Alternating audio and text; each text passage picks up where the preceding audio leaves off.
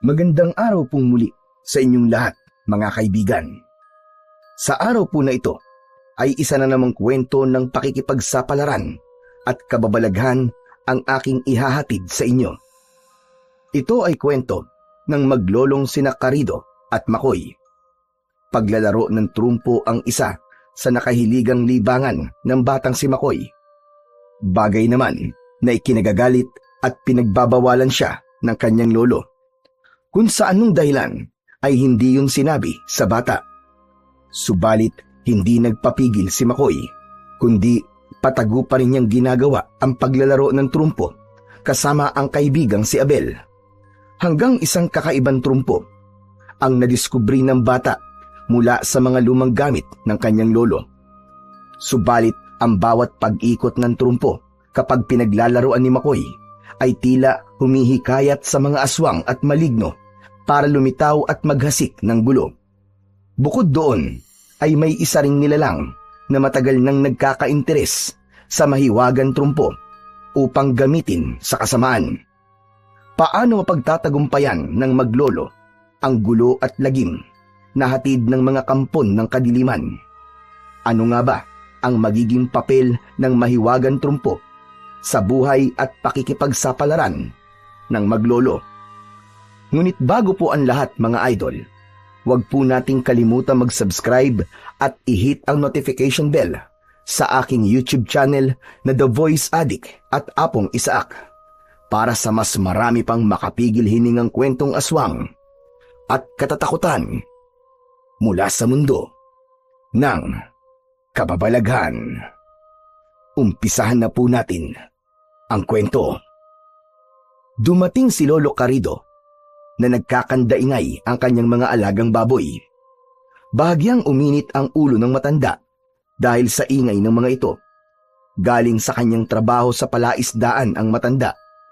Isa siyang katiwala doon at ang kanyang kinikita sa pagtatrabaho sa palaisdaan ay para sa araw-araw nilang pangangailangan ng apong si Makoy. Pinuntahan ni Lolo Carido ang kulungan ng kanyang mga alagang baboy. Pambihira naman! Nakakarindi naman kayo! Nang dumating ako ang ingay-ingay nyo na kagad nang narinig ako. Pambihira talaga itong mga to! Kinakausap niya ang kanyang mga alaga. Nakasanayan niya ng gawin yon. Sabi kasi kapag kinakausap ang mga alaga, ay mas magiging mataba ang mga ito. Kapag malusog ang mga baboy, mas mabigat at maibibenta ito ng mahal. Malamang, hindi pa kayo pinapakain ni Makoy, ano? Dahil hindi pa siya umuwi. Ang batang yun talaga. Ginagalit na naman ako. Ay, Diyos ko! Nagpatuloy sa pag-iingay ang mga baboy, kaya kinuha na ni Lolo Carido ang nakatabing pagkain ng mga ito. Inilagay yon sa kainan ng mga alaga. Gutom na gutom ang mga ito na agad nilantakan ang pagkain ibinigay ng matanda. Habang kumakain ang mga baboy, ay siya namang pagdating ni Makoy galing sa paglalaro. Nakita niya ang kanyang lolo, kaya nag-atubiling lumapit ang bata. Alam kasi niya na magagalit ito dahil meron siyang nakalimutang gawin na ibinilin sa kanya. Nakita siya ng kanyang lolo na tila hindi makalapit, kaya tinawag ng matanda ang apo. Anong ginagawa mo riyan, Makoy? Halika nga rito! Halika rito! Lolo, sorry po. Kahit kailan talaga, ikaw na bata ka, hindi ka nagtatanda. Kabilin-bilinan ko sa'yo na huwag mong gugutumin ang mga alaga nating baboy. Pero kinalimutan mo na naman pakainin. Lolo, sorry na po talaga. Paano? As inuna mo na naman ang pakikipaglaro. Ano ba yung tinatago mo sa likod mo? Wala po to, Lolo. Anong wala? Meron kang tinatago sa likod mo. Patingin nga ako. Holin lang po to, Lo. Saka Pogs. Gusto kong makita. Ba't ayaw mong ipakita sa akin? Patingin ako. Itatabi ko na lang po, Lo. Gusto ko munang makita bago mo itabi. Ayaw pa ring ipakita ng batang si Makoy ang kanyang hawak na laruan. Kaya napilitan na si Lolo Carido na hawakan ng kamay ng apo na nakakubli sa likod nito. Nakita ni Lolo Carido na isang trumpo ang hawak ng batang si Makoy. Ayon! Kaya pala ayaw mong ipakita sa akin dahil trumpo yung hawak mo. Saan galing ito, ha? Saan galing ito? Binili ko po sa tito ng kaibigan ko si Abel. Gumagawa po kasi siya ng trumpo eh. Hindi ba't ka bilin-bilin ako sa'yo na ayokong maglalaro ka ng trumpo? Laruin mo na ang kahit na anong laruan. Wag lamang ang trumpo. Pero Lolo, paborito ko pong laruan ng trumpo eh. Gusto ko po talaga nito eh. Nag-usap na tayo tungkol sa bagay na yan, Makoy, ha? At umuo ka na sabihin ko sa'yo na ayokong maglalaro ka nito. Lolo, masaya po talaga ako kapag nakakapaglaro po ako ng trumpo eh. Wala akong pakialam kung masaya ka. Basta ang gusto ko, huwag kang hahawak at lalo na huwag kang maglalaro ng trumpo. Akin na nga yan. Hindi ko na to babalik sa'yo. Ano pong gagawin niyo dyan? Susunogin ko para hindi mo na ulit magamit pa nang matigil ka na sa paglalaro mo ng trumpo. Suminghot-singhot ang bata.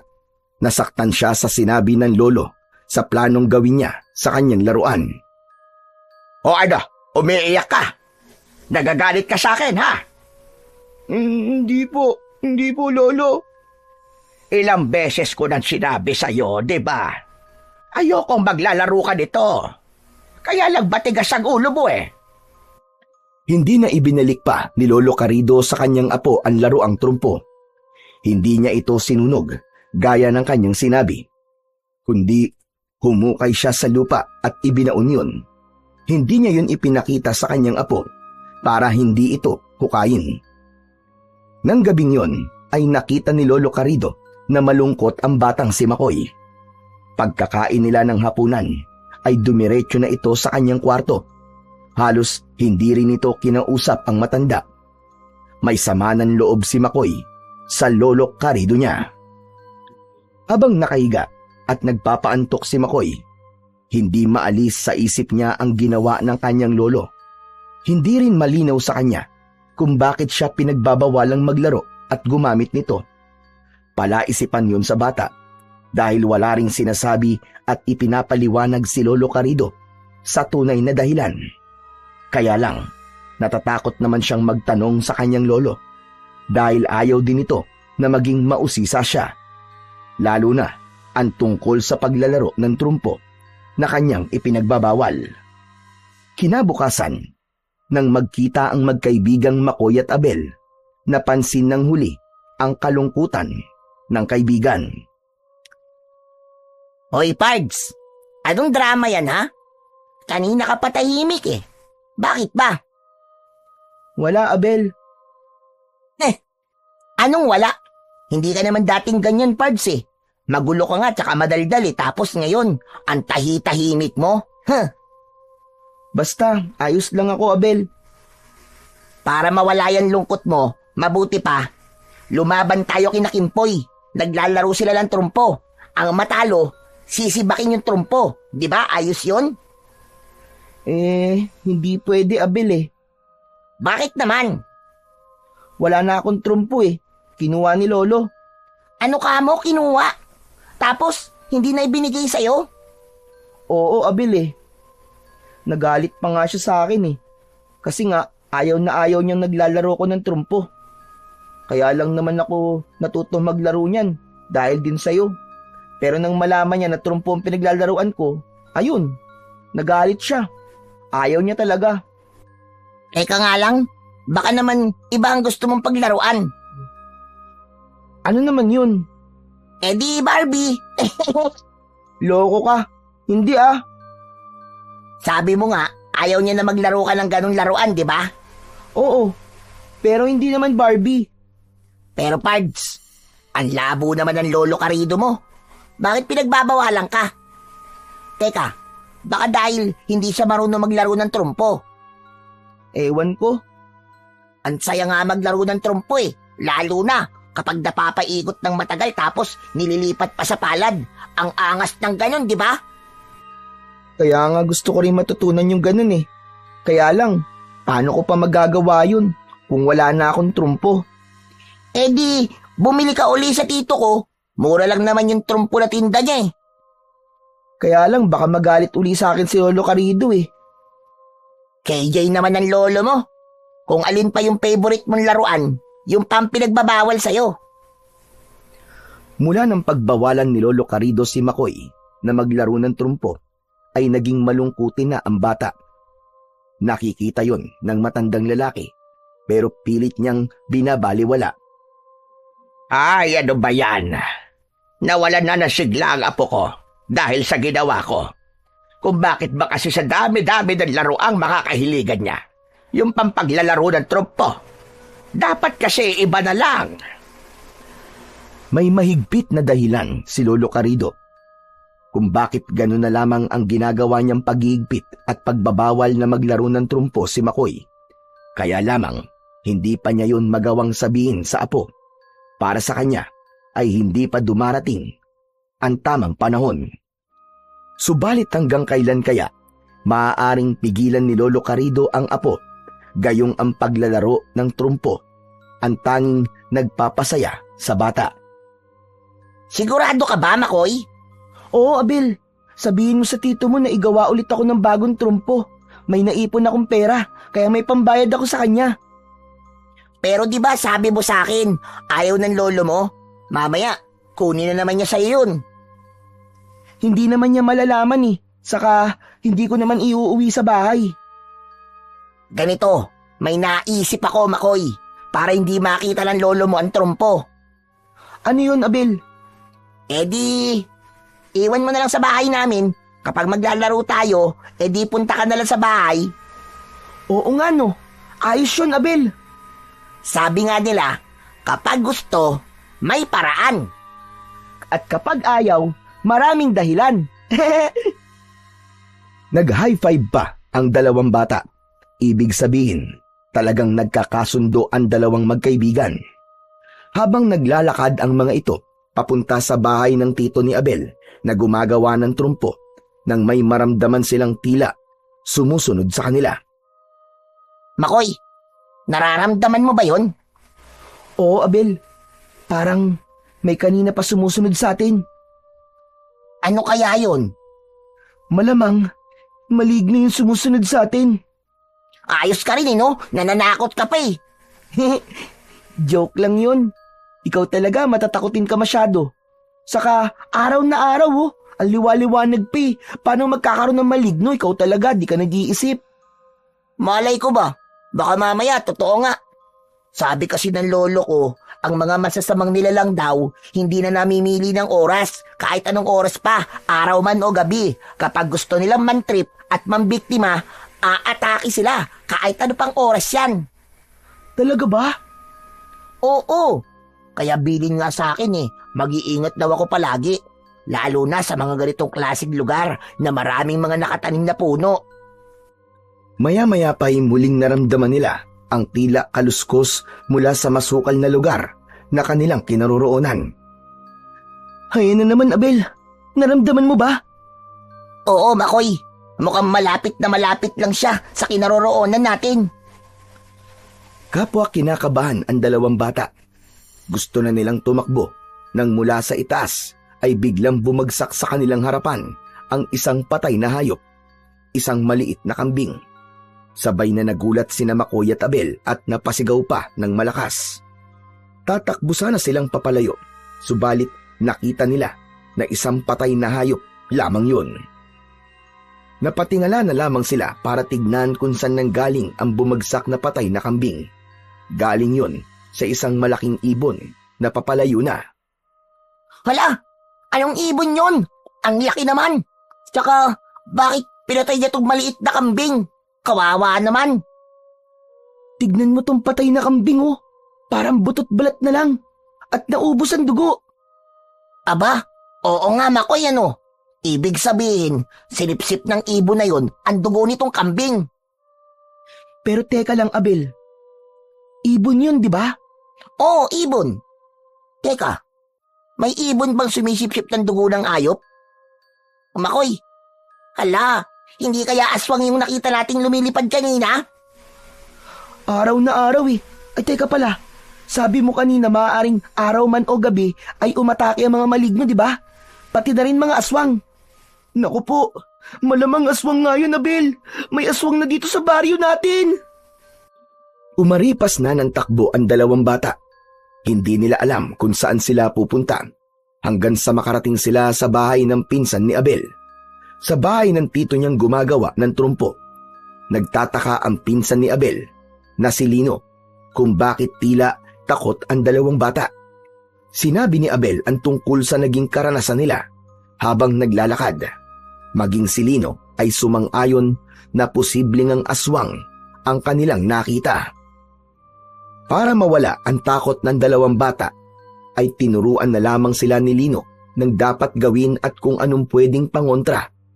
Ipinaalam ang tungkol sa bawang at asin na maaari nilang gamitin sakaling may aswang silang makita at umatake sa kanila. Kahit paano ay nabawasan ang takot ng dalawang bata. Dahil nga naroon na rin sila sa bahay ng pinsan ni Abel, kaya sinabi ni Makoy ang tungkol sa trumpo na kanyang ipapagawa. Nangako naman si Lino na bukas din ay igagawa niya si Makoy. Pagkagaling ni Makoy sa bahay ng pinsan ni Abel ay umuwi na ito. Naroon na sa bahay nila ang kanyang lolo Carido. Hindi ito galit.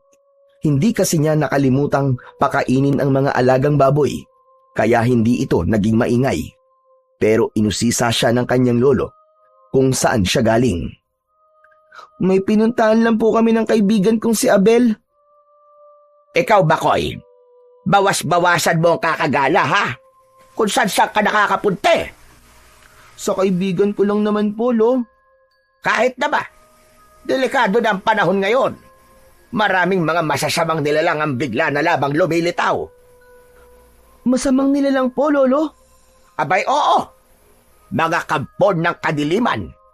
Katunayan nga, kanina lang bago ko umuwi, ay may narinig akong usap-usapan na may gumagalang aswang kahit araw na araw. Aswang po, Lolo? Oo, isang uri ng aswang na kayang lumipad at puminsala ng mga hayop. Sa ngayon, mga hayop daw ang inaatake. Pero siyempre, ngayon lang yon. Paano kung sa susunod tao na ang biktimahin? Hindi nakaimik si Makoy sa sinabi ng kanyang lolo Carido. Nakatingin lamang ito sa matanda dahil bigla niyang naalala yung bumagsak na patay na kambing sa harapan nila ni Abel. Bakit natulala ka riyan, Makoy? Ano bang iniisip mo? Wala po, Lolo Carido. Kaya dapat doblehin natin ang ating pag-iingat. At ikaw, Makoy, dahil bata ka pa, bawas-bawasan mo ang gumala kung saan-saan. Baka mamaya baka salubong mo yung aswang na nababalita ang gumagala. Kung ano pang mangyari sa'yo, sige ka. Tahimik lang na nakinig si Makoy sa kwento at paalala sa kanya ng lolo niya. Ayaw niya ring ipaalam rito ang naging karanasan nila ni Abel dahil tiyak na pagbabawalan na siya nitong lumabas ng bahay. At kapag nangyari yun, hindi na siya makakapaglaro pa ng trumpo. Isa pa, alam na nila kung paano sila iiwasan ng aswang. Asin at bawang lamang ang tanging paraan. Mas importante pa rin kay Makoy na makalabas siya ng bahay para makapaglaro sila ni Abel, para magamit niya ang trumpo na ipinagawa niya sa tito ng kaibigan. Dahil naman sa bawat araw ay abala si Lolo Carido sa trabaho nito sa palaisdaan, kaya ang tanging magagawa lamang nito ay magpaalala sa apo tuwing aalis siya ng bahay. Isa sa mga mahigpit niyang bilin ay wag na itong maglalaro ng trumpo, bagay na hinding-hindi kayang sundin ng bata. Kaya naman nakaisip siya ng paraan para maipagpatuloy pa rin ang paglalaro sa tulong ng kanyang kaibigang si Abel. Kanina pa kita hinihintay dito, Bakoy, ang tagal mo. Dala mo na ba, Abel? Oo naman. Heto, ibinigay na sa akin ni Tito Lino. Buti na lang. Dala ko yung perang pambayad. Ikaw na lang magbigay sa tito mo. Oh, heto. Ayos. May kita na naman si Tito Lino. O, heto naman yung ipinagawa mong trumpo. Nilagyan na rin niya ng kulay yan. Wow! Ang gara naman ito, Abel! Ang pogi ng trumpo ko! Ang astig! Talagang ginandaan niya ni Tito para sa iyo eh. Excited na akong gamitin to, Abel. Tara, maglaro tayo. Dumayo tayo sa mga kaibigan natin. Sigurado ka ba, Makoy? Oo, para may pagyabang ko sa kanila tong bago kong trumpo. Dapat hindi na yung makita ng lolo Karido mo, kundi lagot ka. Saka masasayang ang bagong trumpo mo. Baka ipanggatong lang niya yan. Hehe. Hindi na mangyayari yun, Abel. Sabi ko nga, iiwan ko sa'yo pagkatapos nating maglaro, di ba? Ay oo nga pala. Sa bahay nga pala namin itatago ang trumpo mo. Kaya tiyak, ligtas sa itak ni Lolo Karido ang trumpo ko. Siya nga pala, Makoy. May dapat kang malaman. Tungkol naman saan, Abel? May trumpo tournament sa plaza ng barangay sa susunod na buwan. Nabasa ko yung poster dun sa mga poste. Talaga? Ibig sabihin, paastigan ng trumpo, pagalingan? Oo, ganun nga.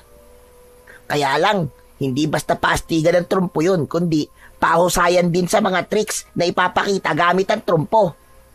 Aba, ayos yun ah. Mailalabas ko pala yung mga tricks na pinag-aralan natin. Ganun na nga. At malaki ang papremyo. Dahil palaro yun para sa darating na piyesta. Magkano daw ang premyo? Ang nabasa ko parang ano yata? Parang 100,000 yata para doon sa champion. Uy, ang laki nun ah. Malaking tulong yun kapag isa sa atin na nanalo, Abel. Kaya nga dapat, magsanay tayong mabuti. Yun nga lang, magiging magkalaban tayo. Ayos lang yun. Ganun talaga sa contest, di ba? Kaya nga pagalingan na lang eh. Teka, sino kaya yung bumuo ng contest na yun? Siguro mayaman, kasi medyo malaki ang premyo eh. Malamang mapera talaga yun. Dahil magtatapon siya ng malaking halaga para lang sa trumpo tournament. Tama si Abel na isang taong mapera ang bumuo ng trumpo tournament na inilapit sa kanilang barangay. Agad namang yung inapurbahan ng kapitan dahil kakaiba ang ganong tournament para mahikayat din ang mga bata sa baryo na lumahok at ipakita ang kanilang husay sa paglalaro ng trumpo para maiwasan na rin ang labis na paglalaro ng mga online games. Bukod pa sa pagiging Pinoy na Pinoy ang naturang laruan na gagamitin sa contest. Ang nasabing trumpo tournament ay binuo ng isang may pangalang Leopoldo.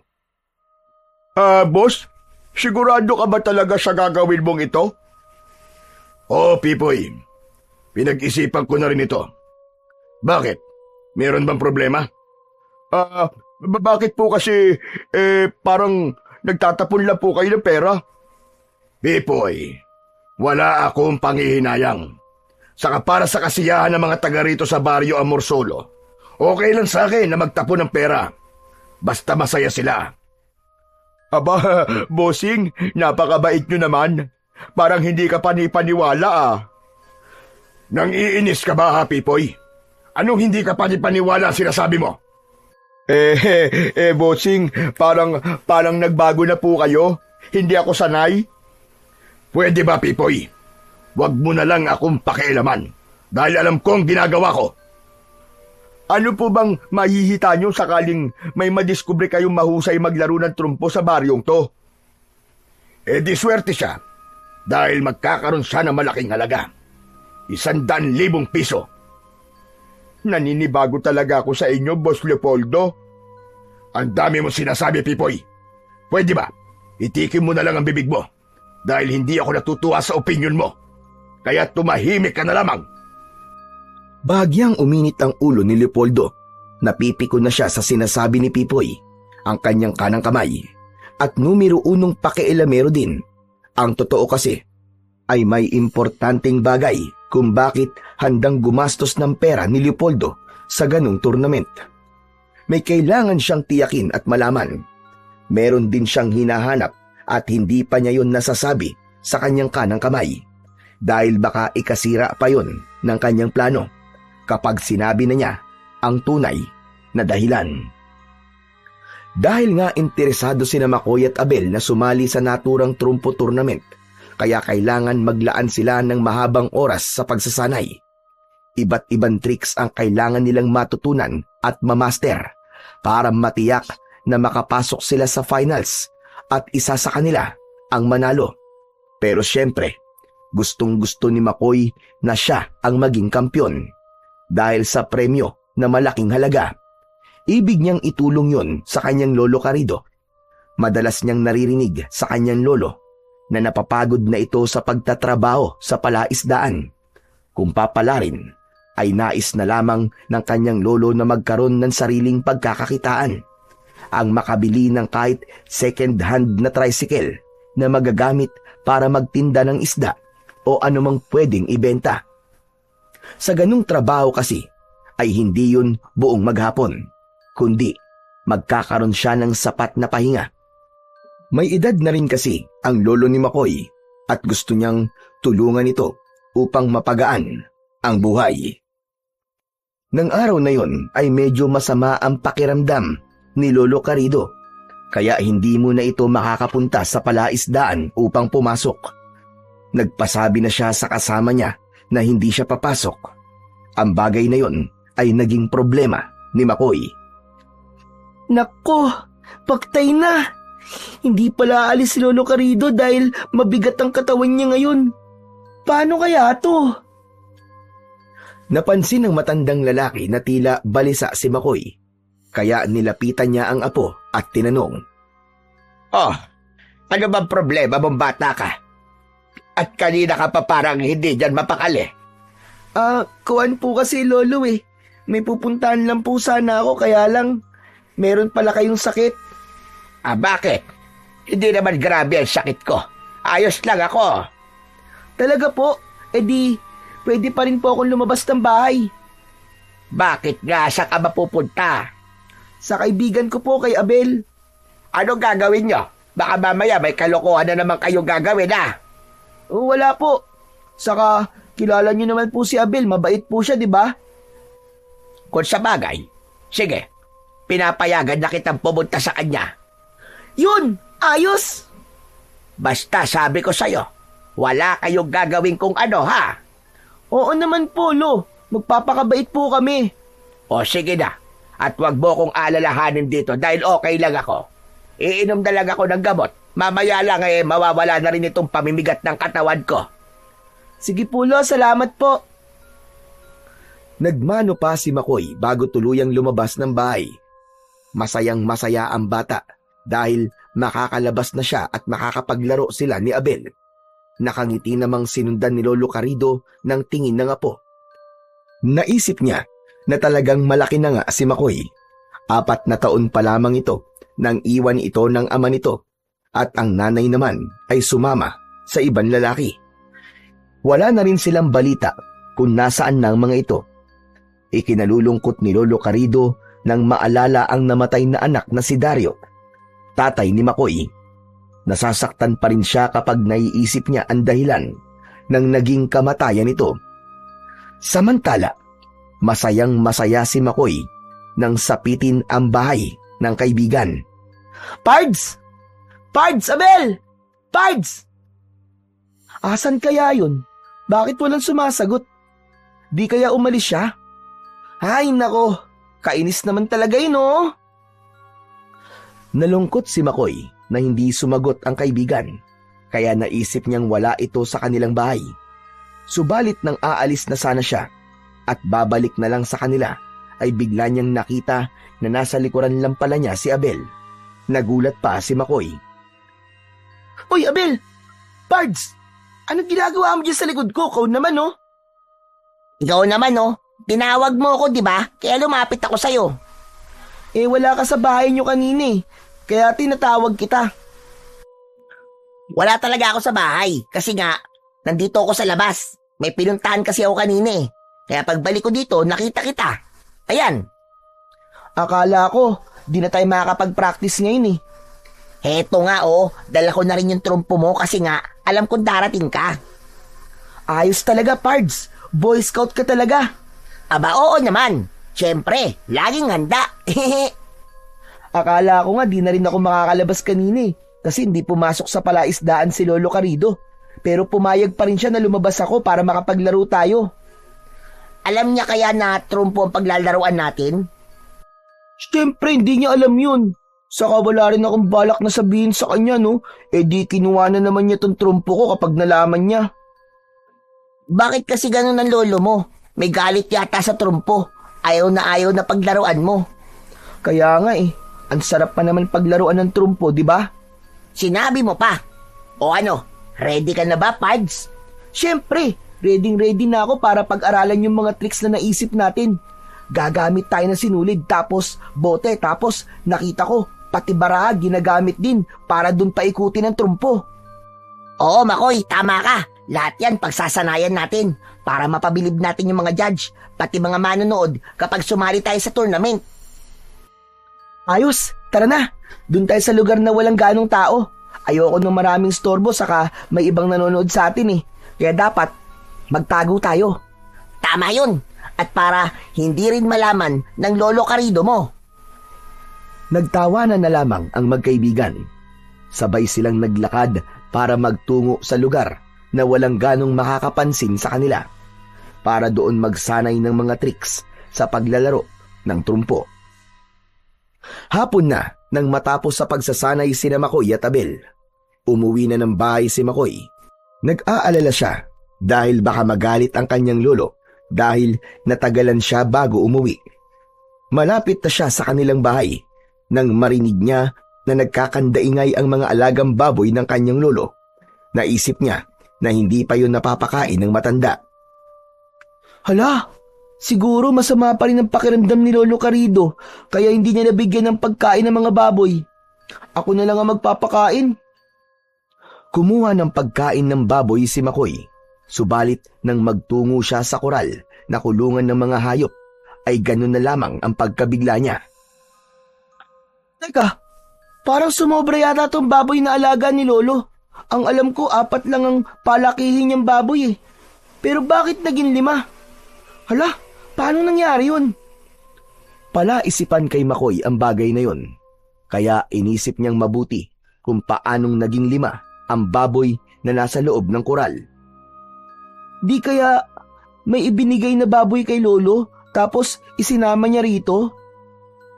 Pinagmasdang mabuti ni Makoy ang mga baboy na nasa kulungan. May napansin siyang kakaiba sa isang baboy na naroon. Nakatitig ito sa kanya at bahagyang namumula ang mga mata nito. Tila natatakot din ang ibang baboy kaya nag-iingay ang mga ito. Teka lang, napapabalita nga pala na may mga aswang na gumagala ngayon. Di kaya isang aswang ang baboy na to? Pinanindigan ng balahibo si Makoy pero kailangan niyang maging matapang. Naisip niya ang asin at bawang ang maaaring gamitin na pangontra at panlaban sa aswang. Kailangan ko makakuha ng asin o kaya ibawang sa loob ng bahay. Subalit nang aalis na sana si Makoy para pumasok sa loob ng bahay, ay biglang lumundag ang isang baboy papunta sa kanya. Tila aatakihin siya nun. Buti na lamang ay nakaiwas ang bata. Hindi siya nasunggaban ng baboy, pero nabuwal siya at napaupo.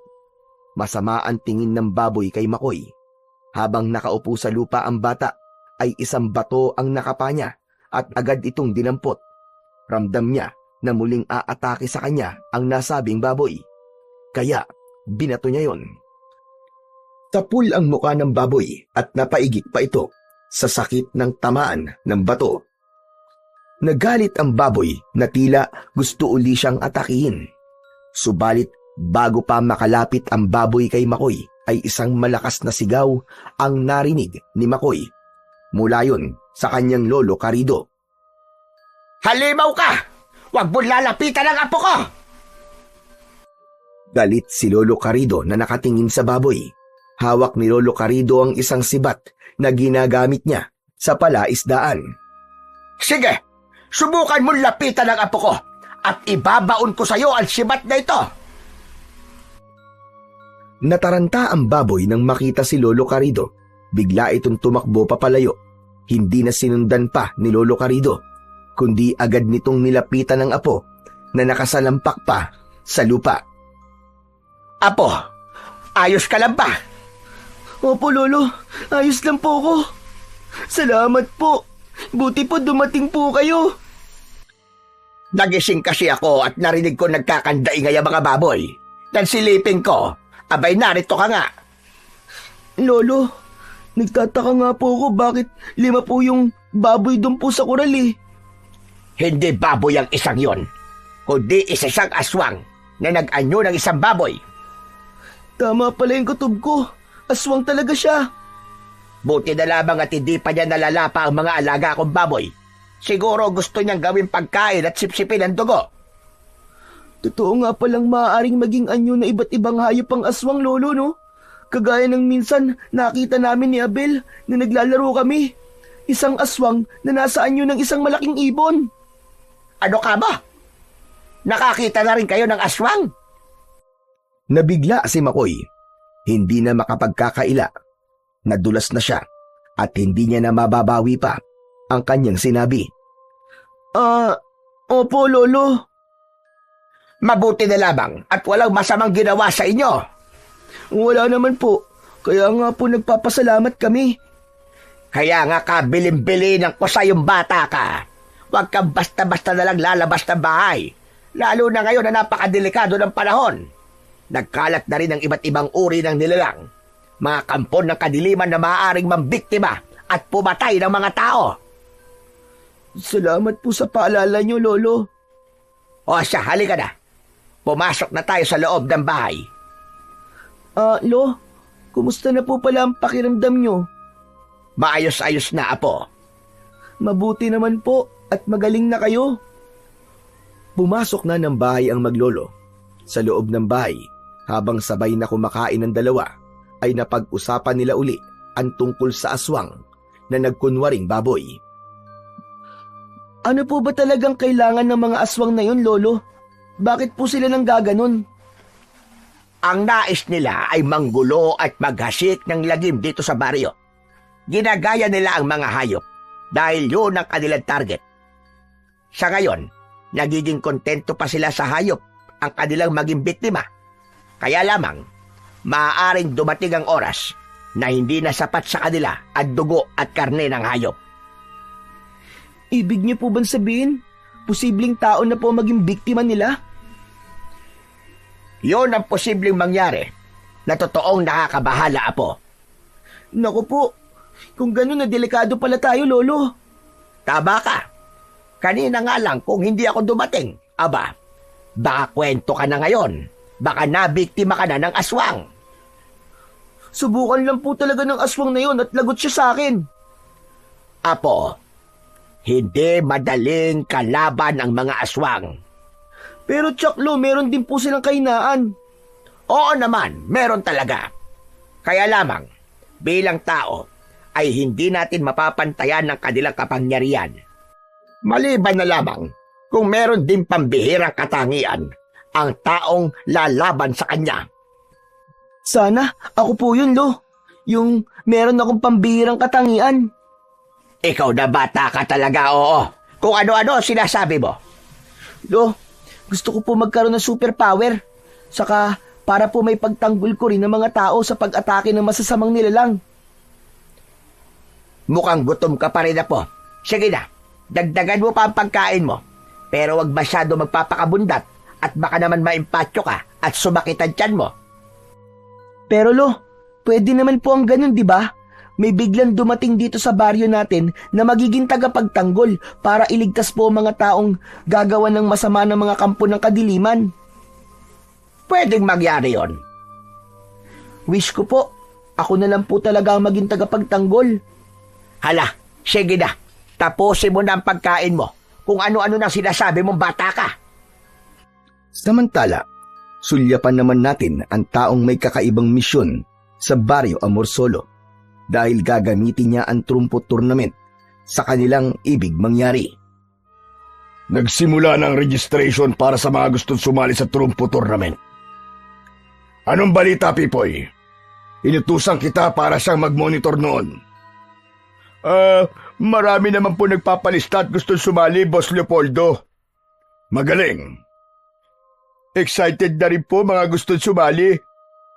Alam ko na magiging magandang palabas ito, Pipoy. Aba, dapat lang naman talaga, bossing. Sa laki ba naman ang halagang ginastos mo para gawin ang trumpo tournament at maging ang mga papremyo? Dapat lang na maging magandang palabas ito. Kaya nga, naiinip na ako. Gusto ko nang hatakin ang araw ng piyesta sa baryong ito para sa trumpo tournament. Tapos, bossing, ano pong plano nyo sa mananalo? Kukunin niyo po ba siya para magpalabas sa mga perya? Ako na ang nakakaalam doon, Pipoy. Ay, oo nga naman. Kayo na ang nakakaalam. Bakit kasi tinatanong ko pa? Ganyan ka naman talaga eh. Isa kang dakilang pakialamero. Di bale, bossing. Sabi mo nga, dakilang pakialamero. Eh di, ayos na rin yun. May dakila eh. Ay, nako. Mabuti pa ihanda mo na lang ang aking hapunan. Nagugutom na ako, Pipoy. Anong klaseng hapunan, bossing? Siyempre, yung espesyal. Aprobado, bossing. Kapag espesyal, alam ko na kung ano yun. Sariwang laman ng hayop na may isang pitsil na dugo ang espesyal na pagkaing inihanda ni Pipoy sa kanyang amo. Mula sa lahi ng mga aswang si Leopoldo, isang uri ng aswang na may kakayahang maging iba't ibang uri ng hayop. Siya ang bunga ng pinagsamang lahi ng aswang na asbo at hanagob, mga aswang na may pambihirang katangian mula sa pangkaraniwang aswang. Sa kanyang pagpunta sa baryo ni Lolo Carrido ay may mahalaga siyang misyon at hinahanap. Bahagi yon ng kanilang kultura bilang aswang at kailangang maibalik sa kanila dahil magbibigay yun lalo ng lakas at kapangyarihan. Naihanda na ni Pipoy ang pagkain ng kanyang amo. Gusto mo ba akong saluhan, Pipoy? Hindi na, bossing. Para lang sa inyong espesyal na pagkain na yan. Kailangan ko ng kasabay. Pero, bossing, busog pa ako eh. Busog o nandidiri ka sa aking pagkain? Pipoy, masanay ka na dahil malapit ka na ring maging katulad ko. Wala ka ng ibang mapupuntahan kundi kumain din ng ganitong mga pagkain. Kaya ngayon pa lang, ay sanayin mo na ang sarili mo. Saka na lang po, bossing, kapag talagang hinahanap na po ng panlasa ko at ng sikmura ko ang ganyang pagkain. Pero ngayon po, doon na lang po muna ako sa nakasanayan ko. Bahala ka, pero sayang ang pagkakataon na makakasalo mo ko. Bihira akong magyaya para sabayan ako sa pagkain, kaya mapalad ka sana. Ayos lang yun, bossing. Sige ho, magpakabusog na lamang po kayo. Tinalikuran na ni Pipoy ang kanyang amo. Alam niyang may lahi ng aswang ang kanyang amo, kaya nga lamang hindi pa siya kauri nito. Gayunpaman ay papunta na siya doon. Yun nga lang, hindi pa niya kayang kumain ng pagkaing espesyal na sinasabi ng kanyang bossing. Dahil maayos na ang pakiramdam ni Lolo Carrido, kaya kinabukasan ay pumasok na ito sa kanyang trabaho sa palaisdaan. Malaki ang pagkakangiti ni Makoy dahil malaya uli siyang makakaalis para makita ang kaibigang si Abel.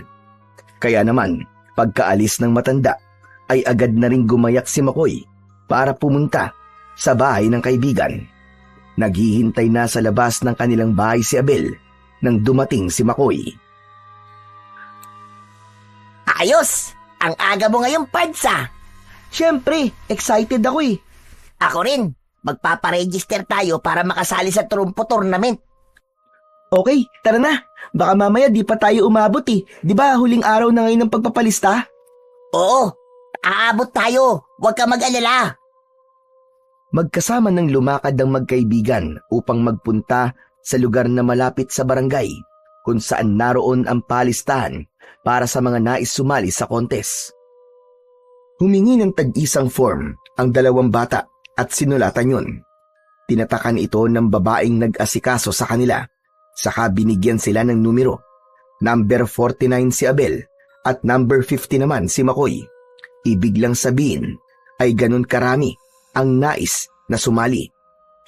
Pero hindi lahat yun ay magpepresenta sa araw ng piyesta, kundi magkakaroon muna ng elimination para pumili ng 20 magpapakitang gilas sa mismong kapistahan.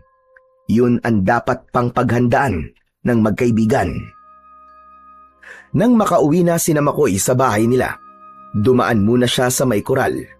Nag-alala na baka pinasok na naman ng aswang na nag-aanyong baboy at tirahin nito ang alaga ng kanyang lolo. Sabi pa naman ng lolo niya ay malapit na nitong ibenta ang kanyang mga alaga para maging pera na. Tsak madali niya itong maibibenta dahil malapit na ang pista sa kanilang baryo. Kailangan ng mga magkakarni ang baboy na kanilang ititinda. Dahil walang kakaiba sa koral nang dumating si Makoy at hindi rin nagkakandaingay ang mga baboy, kaya dumiretso na siya sa loob ng kanilang bahay. Pumasok sa kwarto ng kanyang lolo Carido. Magkaiba ang kwarto na kanilang tinutulugan. Akala kasi ni Makoy ay umuwi na ang lolo niya at nagpapahinga na. Subalit sa pagpasok niya sa kwarto ng kanyang lolo, ay agad na umagaw ng kanyang atensyon ang isang lumang baul. Mga lumang gamit yon ng matanda. Marahil nakalimutang ibalik mula sa pagkakakuha galing sa ilalim ng kamang tulugan. Dahil noon lang niya nakita ang lumang baul na yon, kaya nagka-interes si Makoy na buksan yon. Mga lumang gamit ng kanyang lolo ang una niyang nakita sa ibabaw ng baul. Inalis niya yon at isang itim na telang supot ang kanyang sunod na nakita. Makapal ang telang supot at mahigpit ang pagkakatali ng bukasan nito. Subalit pinagtiyagaan yung kalagin ni Makoy. Hindi siya makapaniwala nang makita niya ang laman ng itim na telang supot. Isa itong trumpo na may salitang kulay itim at puti na paikot sa ulo ng trumpo. May itinatagong trumpo si Lolo Carido? Yun ang namutawi sa labi ni Makoy. Bakit merong lumang trumpo na nakatago sa isang baul ang kanyang lolo? Ibig sabihin ay naglaro din ng trumpo nung kabataan niya ang lolo niya o kaya naman ay ang tatay niya.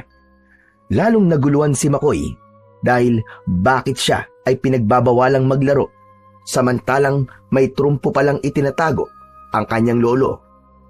Hinawakan niya ang trumpo at pinagmasdan niyong maigi. Maganda ang pagkakagawa nito at kung titignan ay kakaibang kahoy ang ginamit dito. Pero medyo magaan, hindi gaya ng trumpo na binili niya sa tito ni Abel. Tamang-tama to. Itong gagamitin ko sa elimination para sa tournament. Siguro naman ay hindi malalaman ni Lolo Carido na pinakialaman ko to. Ibabalik ko na lang kapag tapos ng tournament. Ayos! Inayos ni Makoy ang laman ng lumang baul. Ibinalik niya ang mga nilabas na gamit, maliban sa telang itim na pinaglagyan ng trumpo, maging ang trumpo mismo. Dahil gagamitin niya yon sa pagsali sa paligsahan, lalo na kapag napili siya sa 20 magpapakitang gilas sa darating na piyesta. Gabi na nang dumating ang kanyang Lolo Carido. Naamoy niya na amoy alak ito. Siguro nakipag-inuman bago umuwi. Nakapagluto na po ako ng hapunan natin, Lolo. Gusto niyo na po bang kumain? Ay, ikaw dalabag ang kumain na po. Hindi na ako kakain. Ang gusto ko ay matulog na. Baka po magkasakit kayo, Lolo. Dapat po kumain po kayo kahit konti lang. Kumain na rin ako. Bago kami nagtagayan ng kasama ko sa palaisdaan. Saka konti lang naman ang ininom namin eh.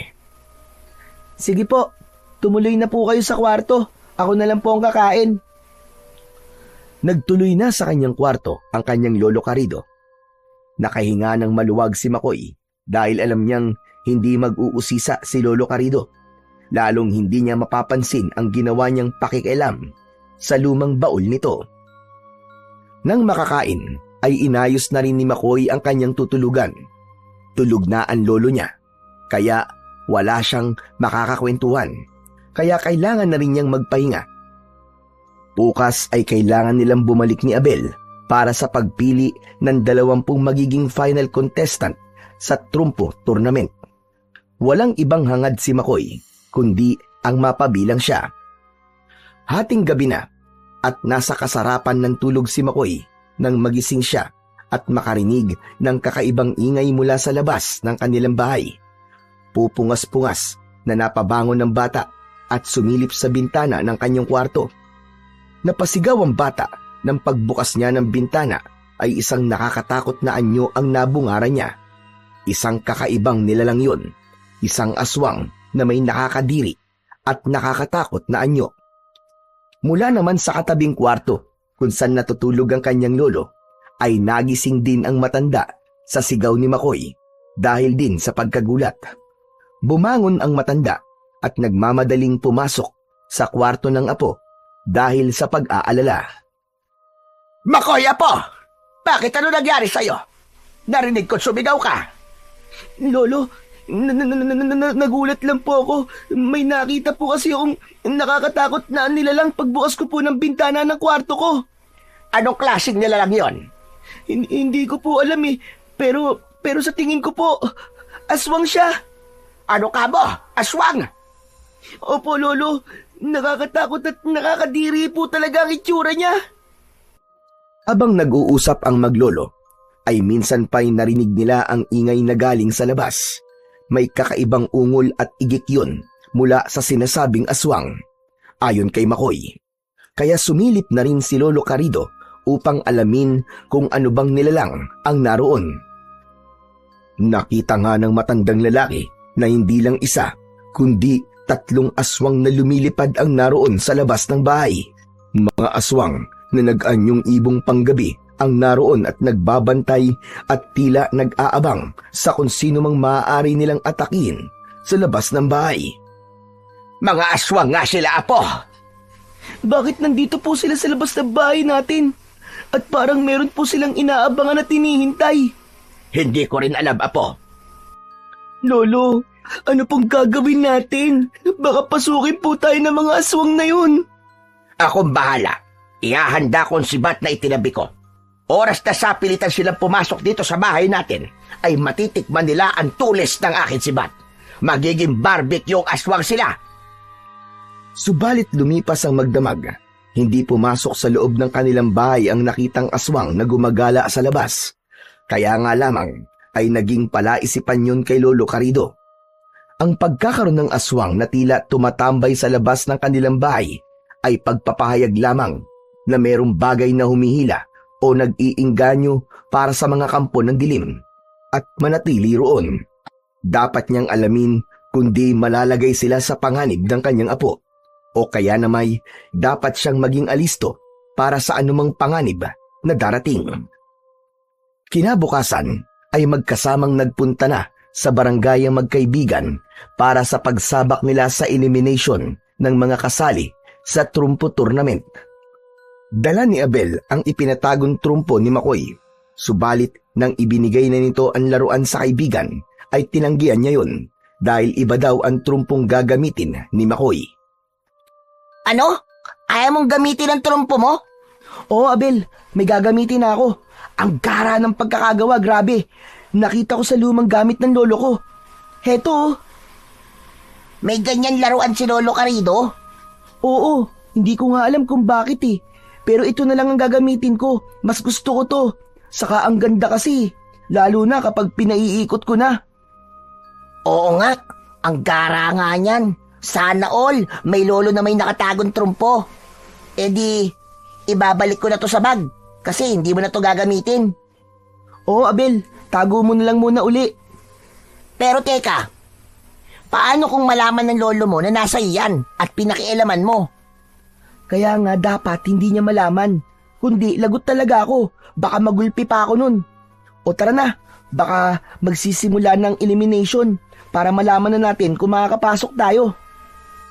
Nang simulan na ang elimination ay nag-umpisa na ring kabahan si Makoy. Lalo na nang makita niya na mauhusay din ang kanyang makakalaban. Si Abel ay ganun din na abot-abot ang kanyang kaba. Dahil number 49 si Abel at si Makoy ay number 50, kaya ito ang unang sumalang. Malakas ang kabang nararamdaman nito, kaya may mga naging sablay sa ipinakitang tricks. May hagis pa ng trumpo na hindi yun umikot. kaya malamang na hindi na ito makakapasok sa finals. Nang si McCoy na ang magpapakitang gilas, ay matindi rin ang nararamdamang kaba. Parang may sumusuntok sa dibdib ni McCoy. Yun ang pakiramdam niya. Subalit nang simulan na niyang magpakitang gilas, ay maging siya man ay nagulat. Tila may sariling buhay ang trumpong gamit niya nang paikutin niya ito, dahil gumagawa ito ng tricks na hindi naman niya pinagsanayan. Kaya palakpakan ng ilan sa mga nanonood sa elimination. 2 tricks lang ang ipinakita ni McCoy at pinatigil na siya ng naroon. Ang sabi sa kanya ay ireserba na lang niya sa mismong kapistahan ang iba pa. Uy, narinig mo yun, McCoy?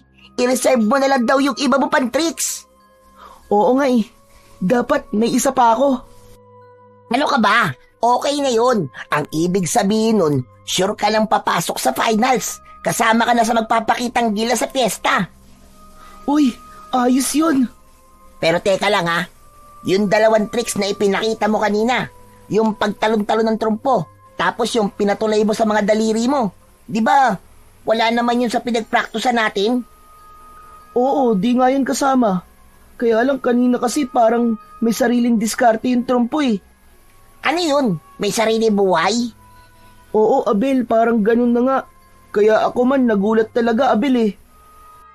Teka, mukhang kakaiba talaga yung nakita mong trumpo ah. Yan ang tunay na astig. Sana nga, ikaw na ang manalo, McCoy. Kasi sayang yung premyo. Sa 100,000 piso, biruin mo. Oo nga eh. Iririgalo ko yun sa lolo ko kapag ako nanalo. Nang sabihin na ang mga pasado sa elimination at siguradong magpapasikat sa araw ng kapistahan ay kasama ang pangalan ni McCoy. Tuwang-tuwa ang bata pero naroon din ang lungkot dahil hindi kasama ang kanyang kaibigang si Abel. Sayang no? Sana ikaw din kasama sa finals para masaya. Ano ka ba? Okay lang yun, McCoy. May next year pa naman eh. Sasali na lang ako uli. Huwag ka nang malungkot. Pambira ka oh. Ayos lang ako. Saka laban natin to, Abel eh. 2 tayo nagsanay, di ba? Basta, McCoy. Pangako mo. Paghusayan mo ha. Pero nararamdaman ko. Alam mo, mananalo ka talaga, Pards. Kaibigan talaga kita, Abel. Kasi pinapalakas mo ang loob ko palagi. Ano ka ba, Pards? Nakita ko yung mga tricks mo kanina. Sabi mo nga parang may sariling buhay ang gamit mong trumpo, di ba? Kaya malaki ang pag-asa mong manalo. Sana totoo nga yan, Abel. Para matupad ang pangarap kong matulungan si Lolo. Siyempre, may balato ka rin. Yan ang pinakagusto ko sa lahat na sinabi mo, Pards. Yung ibibigay mong balato sa akin. Nagkatawanan na lamang ang magkaibigan. Ang kasabikan sa araw ng piyesta para sa gagawing pagpapakitang gilas ni McCoy ay magiging malaking hamon sa bata. Samantala ay silipin natin si Leopoldo na siyang utak ng gagawing trumpo tournament sa Barrio Amorsolo. Maging siya man ay sabik na rin sa magiging resulta ng kanyang proyekto. Ito na rin ang sasagot sa kanyang ginagawang paghahanap.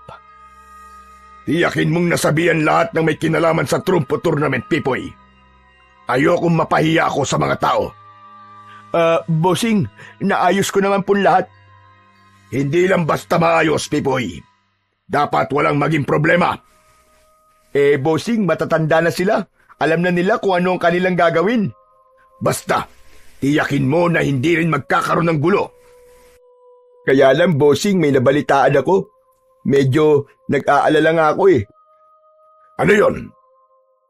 Kasi bossing, may mga kauri kang nagsisimula ng gumala dito sa baryo. Hindi ko rin ganap na may paliwanag kung bakit. Samantalang wala ka namang kinalaman sa mga aswang na yon. Isa lang ang nakikita kong dahilan, Pipoy. Andito nga sa baryong ito at naaamoy nila ang amoy na yon. Ano, bossing? Naaamoy? Bakit? Marami bang mababaho at mga amoy aswang sa lugar na to? Tonto!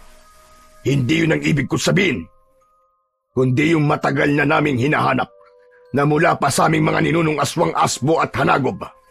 Dito marahil yun matatagpuan. Pero kailangan ako makakuha nun at hindi ang ibang aswang.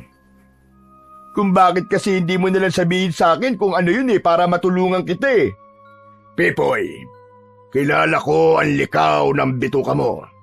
Hindi ka lang pakialamero, kundi mahilig ka ring manlamang. Kaya nga, hindi ko ipinagkakatiwala sa'yo ang paghanap nun. Pambihira ka naman, bossing. Nakakasama naman kayo ng loob.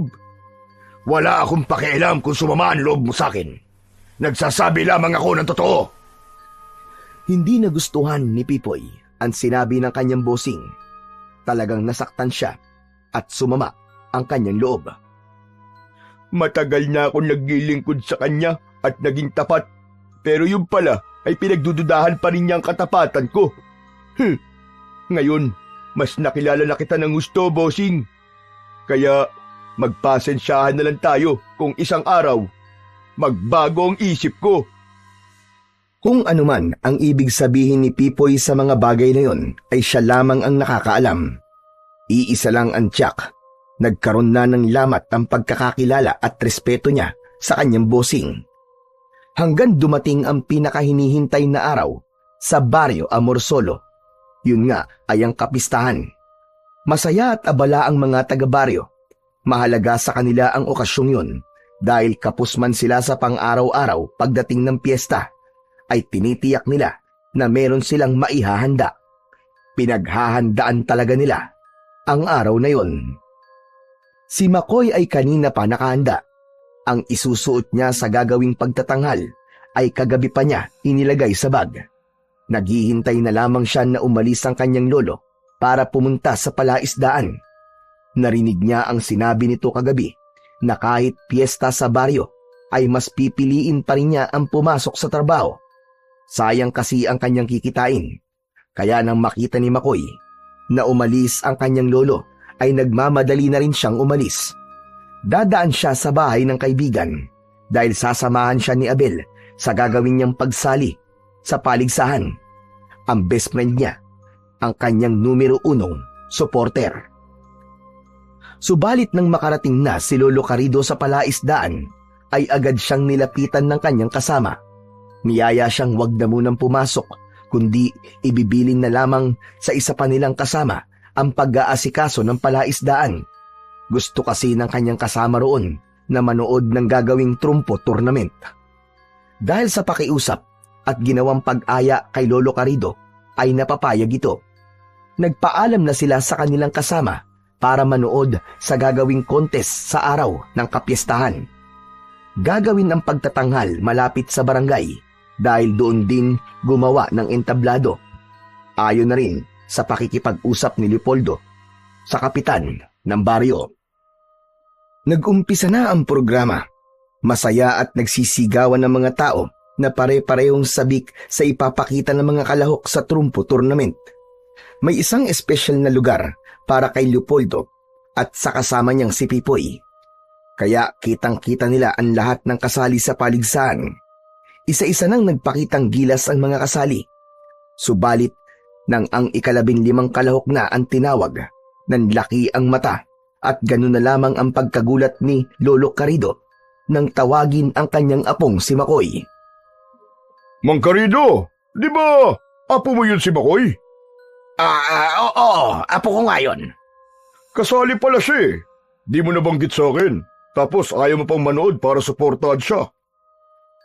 Ang totoo hindi ko alam na kasali siya. Inilihim sa'yo? Oo, inilihim niya sa akin. Aba baka gusto kang sorpresahin. Haya na pala siya eh. Nasa gitna ng entablado. Mukhang pinaghahandaan niya ang kanyang mga ipapakita. Titig na titig si Lolo Carido sa apo na nasa gitna ng entablado. Hindi siya makapaniwala nang makita niya ang hawak nitong trumpo. Hindi maaari. Bakit niya pinakialaman yon? Paano niyang nalaman ang trumpo na itinago ko sa baol? Mang Carido, tignan mo. Ang husay pala ng apo mo eh. Kakaiba mga tricks niya. Yung trumpong gamit niya parang kusang gumagalaw. May sarili atang buhay. Aba, kakaiban talaga.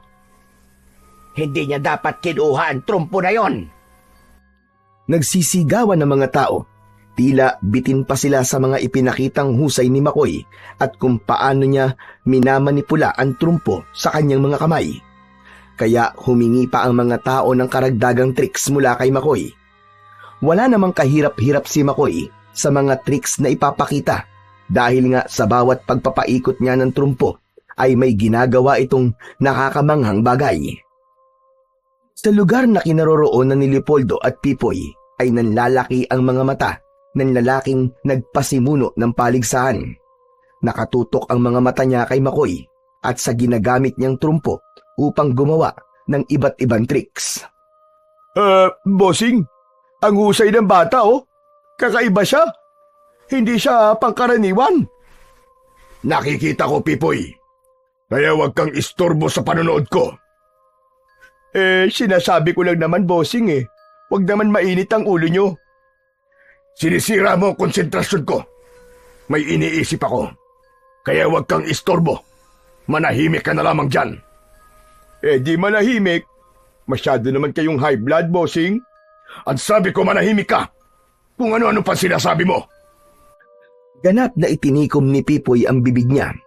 Sa isip-isip niya ay talagang nakakapikon na ang kanyang bossing. Nanginig na ang kanyang katawan sa inis. Nakakuyom na rin ang palad nito na para bang gusto niya nang manuntok. Pero pinipigilan pa rin niya ang sarili. Dapat niyang makontrol yun dahil ayaw niyang gumawa ng eksena.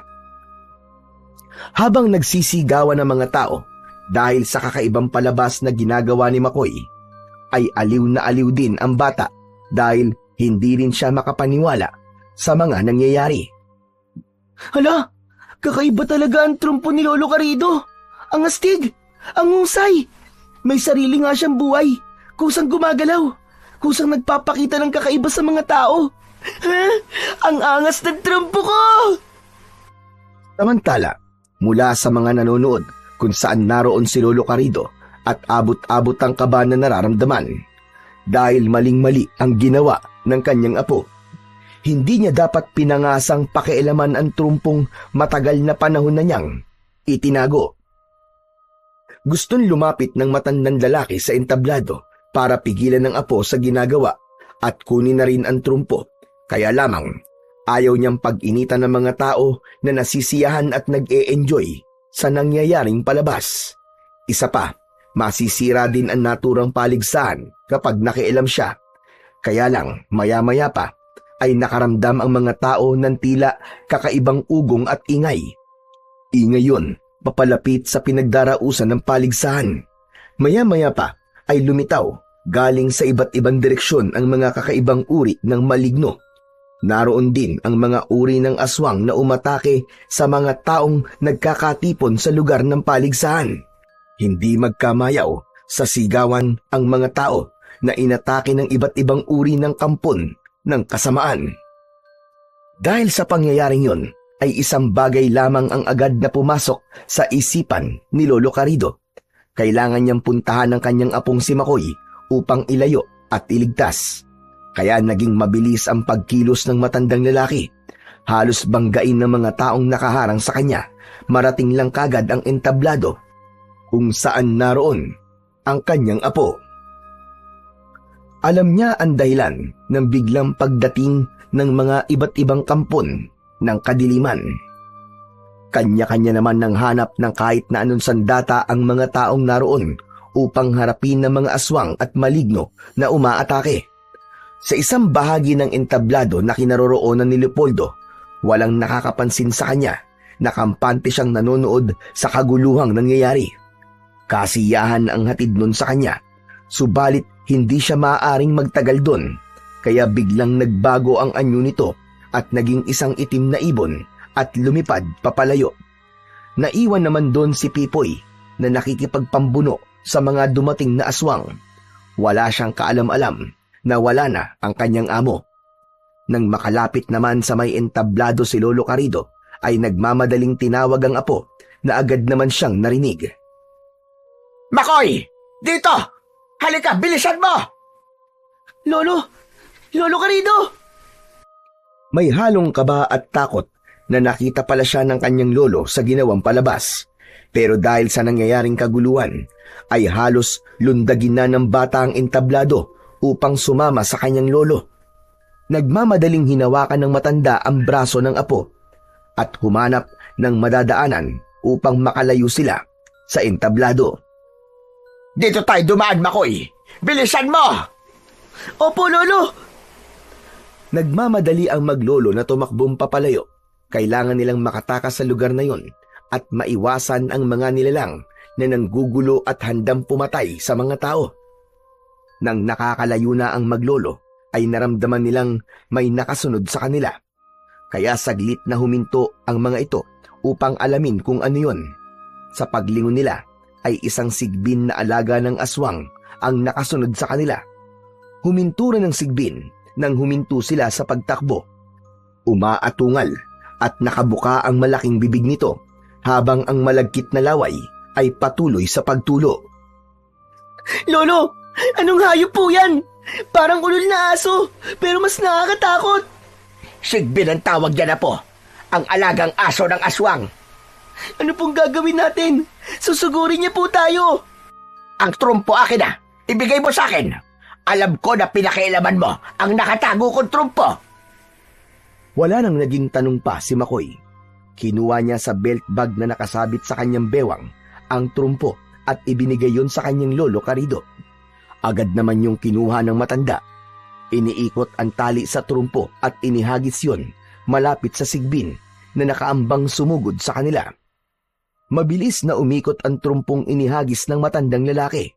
Sa pag-ikot ng trumpo ay may liwanag na lumitaw mula sa umiikot na laruan at ang liwanag ay tila may maliliit na solidong bagay na tumitilapon na katulad ng maliit na bituin. Tumama ito sa sigbin, kaya naman lalong pumalaw ang alaga ng aswang dahil nasasaktan ito. Dahil doon ay hindi makalapit sa kanila ang halimaw. Umurong ito at tuluyang tumakbo papalayo. Lolo, natakot po ang sigbin. Natakot po siya.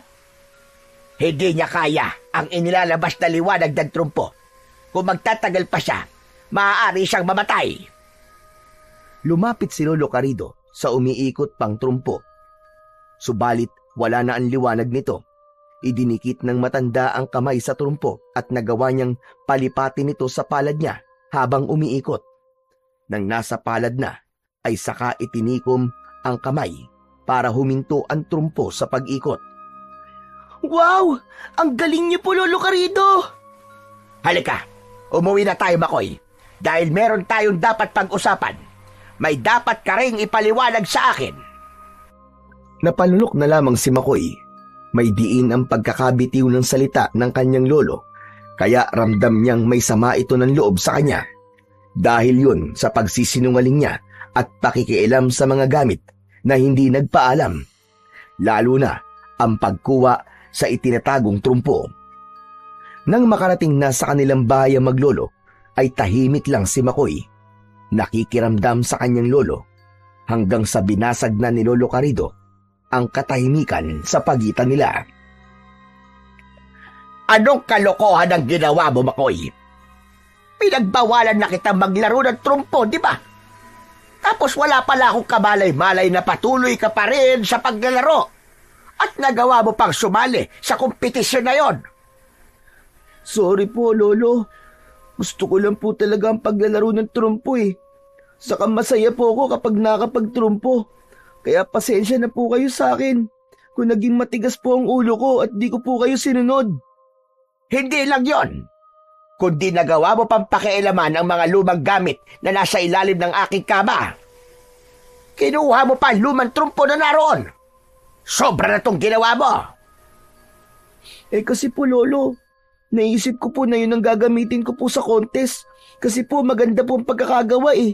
Saka ang gaan gamitin. Gusto ko po kasi manalo. Malaki po kasi ang premyo. Kung manalo po ako dun, ibibigay ko po sana sa inyo. Para po hindi na kayo magtrabaho sa palaisdaan. Pwede po kayong mag-business gaya po na sinabi nyo. Kaya po ayun, nagpumilit po akong sumali. Kaya lang, hindi po natapos yung contest eh, dahil po may gulong nangyari. Tama ka. dahil sa mga kampon ng dilim na sumalakay at handang pumatay ng mga kababaryo natin. Sana lang, walang ganong napahamak sa nangyari kanina. Wala pa tayong balita. Gustong-gustong mainis ni Lolo Carrido sa apo niya. Kaya lamang tila naibsan ng galit niya dahil sa sinabi ng bata. Para sa kapakanan pala niya ang iniisip nito dahil nga nahihirapan na siyang magtrabaho sa palaisdaan. Ibig ni Makoy na matulungan ang Lolo Carrido niya at pagaanin ang buhay nito. Pero Lo, may tanong lang po ako sa inyo. Huwag po sana kayong magagalit sa akin ha. Ano ba yon? Bakit po meron kayong trumpo dun sa inyong lumang baul? Dati po ba kayo naglalaro nun trumpo, Lolo? Mahilig din po ba kayong gumawa ng mga tricks? Pero bakit niyo po ako pinagbabawalang maglaro kung mahilig din pala kayo sa trumpo? Saglit na natahimik si Lolo Carrido. Marami itong tanong. Kailangan niya nang sabihin sa apo ang dahilan. Wala na siyang lusot para itago pa yon. Kaya minsan pang bumalik sa alaala ng matandang lalaki ang isang pangyayaring nais niya na sanang ibaon sa limot. Dahil nga mabigat sa dibdib na balikan ang tungkol sa nakaraang yon. Gaya ni Makoy ay mahilig din sa paglalaro ng trumpo ang tatay niyang si Dario nung kabataan pa nito. Si Dario ay anak ni Lolo Carrido. Hanggang sa mag-asawa ay nanatiling libangan ito ni Dario at mahilig rin sumali sa iba't ibang paligsahan na may kinalaman sa trumpo. Si Lolo Carrido ang nagturo sa anak at ipinasa rin niya ang trumpo na minana pa niya sa kanya namang ama na galing din sa mga ninuno. Subalit ang naturang trumpo ay meron palang nakatagong kwento. Hindi lamang ito isang pangkaraniwan trumpo, kundi meron tong taglay na kakaibang lakas at kapangyarihan. Sa madaling salita, ay mahiwaga ang trumpong minana pa ni Lolo Carrido sa kanyang mga ninuno. Yun nga lang, mapait ang naging karanasan ni Lolo Carrido at ng anak niyang si Dario sa trumpo na yon. Galing ng gabing yon sa isang kompetisyon si Dario kasama ang asawa nito. Siya ang nanalo at nag-uwi ng malaking halaga. Ang trumpo na ibinigay ni Lolo Carrido sa anak ang nagpanalo dito. Kaya nga lang, ang tanging alam noon ni Lolo Carrido ay kakaiba lang ang trumpo at swerte ang dala sa kanila. Ngunit ang katotohanan ay may dala rin itong kamalasan na hindi nasabi sa kanya ng kanyang nuno na nagpasa nito. Dahil ang nasabing trumpo ay may kakayahang gisingin ang mga natutulog na maligno at nanghahalina sa mga aswang.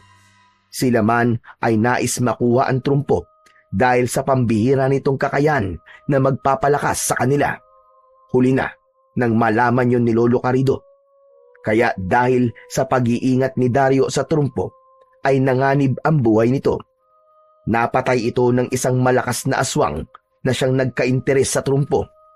Kasamang namatay ang asawa ni Dario na si Marina, ang nanay ni Makoy. Subalit hindi nakuha ng aswang ang trumpo dahil bago pa kunin ng aswang ay nasunggaban na ito ni Lolo Carrido na siyang ginamit din na matanda upang labanan ang halimaw. Ang bawat pag-ikot ng trumpo ay nagbibigay ng liwanag na pumapatay sa mga kampon ng kadiliman. Ang pag-ikot nito ang nagsisilbing buhay sa trumpo. Subalit kapag hindi ito umiikot ay pangkaraniwang trumpo lamang na maaaring makuha ng kahit na sino, lalo na ang mga nilalang na mula sa kadiliman. Kaya mula nang mapatay ng aswang ang anak na si Dario at ang asawa nito, naiwan na kay Lolo Carrido ang pangangalaga sa apong si Makoy. Napagdesisyonan niya ring itago na lamang ito at balutin sa itim na tela na merong orasyon upang hindi ito makuha ng kung anong nilalang. Hindi rin makakahikayat dahil sa pagkakabalot nito sa telang may orasyon. Kaya lamang nang alisin ito ni Makoy sa loob ng itim na tela, yun na rin ang pagkakataon upang makahikayat ng mga kampon ng kadiliman ang nasabing trumpo. Natapos ang alaalang yon ni Lolo Carrido. Naipaliwanag niya sa apo ang tungkol sa lihim na bumabalot sa trumpo, kung bakit niya ito itinago. Naku, paano na po ngayon yan, Lolo Carido? Marami nang gumagalang aswang at mga maligno dito sa baryo natin dahil po sa trumpo. Alam na po nila na ginamit na uli at natanggal sa telang may orasyon. Kaya nga talagang nasa panganib tayo, Apo. At ang tanging makakalipol sa mga yon ay ang mismong trumpong kinuha mo sa lumang baol. Lolo Carido, ano pong gagawin natin? Labag man sa loob ko, kailangan mong ipagpatuloy ang paggamit sa trumpo para lipulin ang mga kampo ng dilim na ngayon ay nabulabog ng trumpo na yon. Huwag po kayo mag-alala, Lolo Carido. Alam ko po nakakayanin natin. Saka, hindi niyo po ako pababayaan, di po ba, Lolo? Samantala, sa lugar ni na Leopoldo, ikinatuwa pa nito ang kaguluhang nangyari sa kompetisyon dahil alam na niya kung saan makikita ang kanyang hinahanap. Kaya agad nitong inutusan si Pipoy. Ipinahahanap niyo po ang bahay ng batang mahusay sa trumpo? Oo, Pipoy. Dahil hawak niya ang hinahanap ko. Bossing, yung trumpo po ba ang tinutukoy niyo? Oo, at kailangan ko yon. Bakit po, bossing? Bumabalik ka na ba sa pagkabata kaya gusto mong makuha sa kanya ang trumpo? Kung gusto niyo po, gagawa ko na lang kayo ng katulad nun. Kaya ko pong gumawa ng trumpo eh. Hangal! Ano ba sinasabi mo, Pipoy? Sundin mo na nga lang ang utos ko. Ang dami po ang sinasabi. Bossing, hinay-hinay lang kayo sa pag-utos. Saka, tama naman ang pagsinghal mo sa akin. Sumusobra na rin kayo, aba. Bakit, Pipoy? Gusto mo naman lumaban sa akin? Hindi mo susundin ang utos ko. Sabihin mo lang, dahil ngayon din ay may mangyayari sa'yo. Biglang tumahimik si Pipoy. Mahirap na, baka tuluyan talaga siya ng kanyang bossing. Pero pikon na rin siya sa pangmamaliit nito. Ang nais kasi ni Leopoldo ay agad na malaman ang bahay ni Makoy dahil siya mismo ang lalakad para kunin ang trumpo na matagal na niyang hinahanap. Ang trumpong hawak ni na Lolo Carido, ang bagay na inaasam ding makuha ng mga aswang dahil sa kapangyarihang kaya nitong ibigay. Kung ito ang maaaring lumipol sa kanila, ito rin ang maaaring magbigay sa kanila ng pambihirang lakas dahil maaaring sumunod ang trumpo sa utos ng taong nag-iingat dito. Kahit masama man ang loob ni Pipoy sa kanyang bossing, ay wala siyang nagawa kundi ang sundin ito. Ipinagtanong-tanong at hinanap niya ang bahay ng batang si Makoy. Dahil naman kilala sa baryo Amor Solo ang maglolo, kaya agad itong natuntun ni Pipoy. Sa pagbabalik niya ay ipinaalam yon kay Leopoldo. Sa wakas, makukuha ko na rin ang trumpong matagal ko nang hinahanap. Kapag nasa kamay ko na yun, wala nang maaaring tumalo pa sa akin dahil magiging sunod-sunuran sa akin ang trumpo sa bawat pagpapaikot na gagawin ko sa kanya. Kapangyarihan, lakas at tagumpay ang ibibigay nun sa akin. Bossing, anong nakakatawa? Hayang ka na naman, pinakikialaman mo na naman ako. Bossing, nagtatanong lang naman ako eh. Sabi ko nga sa'yo, ayokong pinakikialaman ako. Napupuno na ako sa'yo, Pipoy. Ako rin po, bossing. Punong-puno na ako sa'yo. Ano ngayon ang ibig mong mangyari? Teka, ano yung hawak mo, Pipoy? Napapagod na rin ako sa mga utos mo. Tapos, nilalait mo pa rin ako. Kaya oras na para tapusin ka. Kaya hindi na mangyayari ang inaasam mo. Hindi mo makukuha sa bata ang trumpo. Dahil matatapos ka na, Leopoldo! Ang lakas ng loob mong pagbantaan ako. Ibaba mo ang kampilang hawak mo, hayop ka! Ibababa ko lang ito. Kapag napatay kita, yun ang dapat sa isang amo na hindi marunong rumespeto sa kanyang alagad. Tiyak na mapapatay kita dahil gawa sa pilak ang kampila na to na kayang pumatay ng aswang na kagaya mo. Dahan-dahang lumapit si Pipoy kay Leopoldo. Umuurong naman ang huli dahil alam niyang hindi nagbibiro ang kanyang kanang kamay. Subalit bago pa tuluyang makalapit si Pipoy kay Leopoldo, wala siyang kamalay-malay na may sumulpot na sigbin galing sa kanyang likuran. Nakawala ang alagang sigbin ni Leopoldo. Bigla siyang nilundagan at inatake. Paulit-ulit na kinagat ng sigbin ang leeg ni Pipoy hanggang sa mawakwak ang leeg nito at kumalat ang dugo sa sahig. Maging ang muka ay hindi tinigilan. Sinakmal ang muka nito hanggang sa tuluyang mawasak at ganap na mamatay si Pipoy. Kitang-kita ni Leopoldo ang ginawa ng alaga niyang sigbin sa kanyang kanang kamay. Walang kwentang alipin. Isa kang taksil. Kaya tama lang yan sa kagaya mo. Dapat ka lamang mawala, Pipoy. Nang matiyak ng sigbin na wala ng buhay si Pipoy, lumapit ito kay Leopoldo. Hinawakan at hinaplos-saplos nito ang ulo ng sigbin. Saka inutusan na bumalik sa kulungan nito. Isa lang ang ibig sabihin nun. Taglay ni Leopoldo ang kapangyarihan upang pasunurin ang mga aswang at iba pang kampon ng dilim. Higit pa ron ang kaya niyang gawin kapag napasakamay na niya ang trumpong iniingatan ni Lolo Carido. Samantala, nang sandali rin na yon, pagkatapos na ipaalam ni Lolo Carido sa kanyang apo ang tungkol sa mahiwagang trumpo, ay naghanda na sila. May mangyayari po ba, Lolo Carido? Kaya dapat nakaredy tayo? Oo, Makoy. Yun nangyari sa may barangay. Ang pagdating ng mga aswang at iba pang maligno. Tsak masusundan yon. Hindi sila titigil para hanapin ang trumpo. Sabi ko nga sa'yo, mula nang gamitin mo uli ang maiwagang laruan, ay humikayat na yon ng mga kampon ng kadiliman. Kailangan hindi sila magwagi, Lolo. Kundi marami mapapahamak kapag nakuha nila ang trumpo. Kaya nga, pagandaan mo rin ang pagsalakay nila. Wag na wag mong ibibigay ang trumpo. Sa'yo ko ipinapaubaya ang paggamit sa trumpo, lalo na't ikaw ang gumising sa natutulog nitong kapangyarihan dahil ginamit mo roon sa paligsahan. Maya-maya lang ay may tumawag mula sa labas ng bahay. Tinawag nun ang pangalan ni Makoy. Apo, naririnig mo ba yon? May tumatawag sa'yo. Si Abel po yun, Lolo Carido. Bakit kaya? Lumabas ang maglolo para harapin ang kaibigan ni Makoy. Magandang araw po, Lolo Carido. Uy, Makoy! Pards, salamat naman at ligtas ka rin. Oo naman, Pards. Ako pa ba? Siya nga pala, may kasama ako. Gusto ka daw makausap kasi may dalang swerte sa'yo ng lolo mo. Magandang araw po sa inyo, Lolo. Lalong-lalo na sa'yo, Makoy. Tama ba? Makoy nga ba ang pangalan mo? Opo, sir.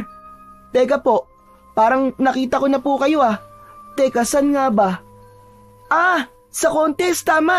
Doon po sa paligsahan. Nakita ko na po kayo doon. Tama ka. Ako nga pala si Leopoldo at ako ang organizer ng Trumpo Tournament at sa akin manggagaling ang premyo. Bakit po kayo nandito, sir? Ano po ba ang sadya nyo? Lolo, gusto ko lang pong ipaalam sa inyo na ang apo niyong si Makoy ang siyang nanalo sa contest. At syempre, mapupunta sa kanya ang premyo. Wow! Astig! Ayos na ayos yun, Pards! Congrats sa'yo, ah! Talaga po, Sir Leopoldo. Malaking tulong po sa amin ni Lolo Carido ang premyo na yun. Maraming salamat po. Kaya nga lang, hindi ko dala ang premyo ngayon, kundi naroon sa aking bahay. Para makuha niyo yon, kailangan niyo sumama sa akin. Dapat niyong dalhin ang trumpong ginamit mo, Makoy. Sandali lamang. Para saan? Ba't kailangan dalhin pa ang trumpo? Para po sa picture. Dapat sa pagtanggap ni Makoy ng premyo, ay hawak din niya ang kanyang laruan trumpo. Mahalaga po na nakikita rin yun sa picture. O paano po? Tara na at naghihintay ang sasakyan natin. Bago sumama ang maglolo, ay bumalik muna sila sa loob ng bahay para kunin ang mahiwagang trumpo na nasa isang belt bag. Kinuha yun ng bata at inilagay sa bewang, subalit hindi maalis kay Lolo Carido ang pagkabahala. Bakit po, Lo? May problema po ba? Iba ang kutob ko sa Leopoldo na yun, Apo. Parang may kakaiba sa kanya. Si Lolo talaga, oh. Sayang naman po yung premyo. Sabi naman niya, ako ang nanalo eh. Kaya dapat makuha natin ang premyo. Oo naman. Pero ingatan mo mabuti ang trumpo. Sabi ko nga sa'yo, iba ang kutob ko sa Leopoldo na yon. Opo, Lolo. Ako pong bahala sa trumpo. Ang mahalaga po ay makuha po natin ng premyong para sa akin dahil magiging malaking tulong po yun. Sumama na ang maglolo kay Leopoldo.